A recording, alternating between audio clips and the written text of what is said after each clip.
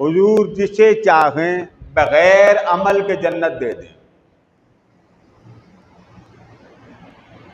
حضور جسے چاہیں بغیر جنت کے، بغیر عمل کے جنت دے دیں، اور حضور جسے چاہیں جنت نہ دیں.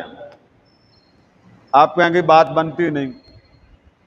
میں آپ کو دونوں حوالے سنا دیتا ہوں. نبی مکرم صلی اللہ تعالی علیہ وآلہ وسلم حالت جنگ میں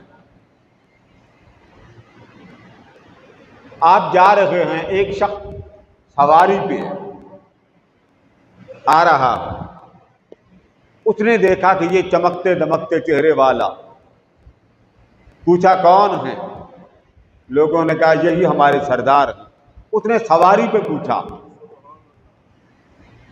اب ذرا ذہن رکھیے گا، حضور حالت جنگ میں ہیں، جنگ کے لیے جا رہے ہیں، سواری پہ کافر آ رہا اور پوچھتا ہے محمد صلی اللہ علیہ وآلہ وسلم اگر میں آپ کا کلمہ پڑھ لوں تو مجھے کس شے کی ضمانت دو گے؟ یہ بات آقا دو علیہ السلام نے جب سنی کہ کافر پوچھ رہا ہے مجھے کلمہ پڑھ لینے پر کس شے کی ضمانت دو گے؟ حضور زمین پر کھڑے تھے. فرمایا اگر تو کلمہ پڑھ لے تو میں تجھے جنت کی ضمانت دیتا ہوں.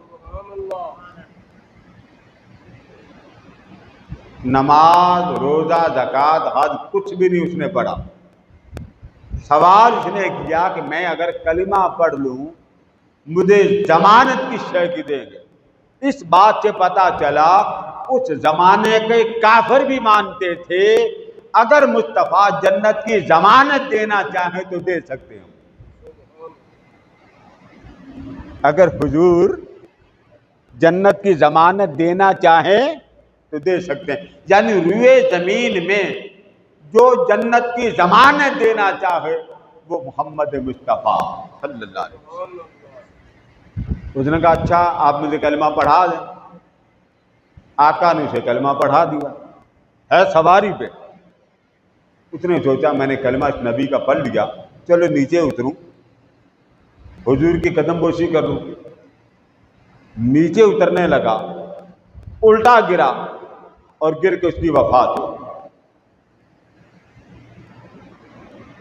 اب ذرا اس منظر کو سامنے دیکھیں. نماز اس نے نہیں پڑھی، روزہ اس نے نہیں رکھا، حج اس نے نہیں کیا، اس کو تو وضو کا نہیں پتا وضو ہے کیا. نیچے اترا، اس کی وفات ہو. اب ڈیڈ باڈی سامنے پڑی. میں نے ایک جملہ بولا حضور اگر چاہیں بغیر عمل کے جسے چاہیں جنت دے دیں. جسے چاہیں، میں نے کہا آپ کو حوالہ دے دیں ورنہ آپ سے چمڑی دے دیں. اب حضور بغیر عمل کے جنت کیسے دیتے ہیں سن لیں. اس کی میت سامنے پڑی. آقا دو علیہ السلام نے صحابہ کو بلایا. منظر آپ کو سنا چکا ہوں. سواری پہ کلمہ پڑھا، نہ وضو، نہ غسل، نہ نماز، نہ روزہ، کچھ بھی نہیں. بس حضور کے قدم چومنے کے لیے نیچے اترا، موقع نہیں ملا، وفات ہو.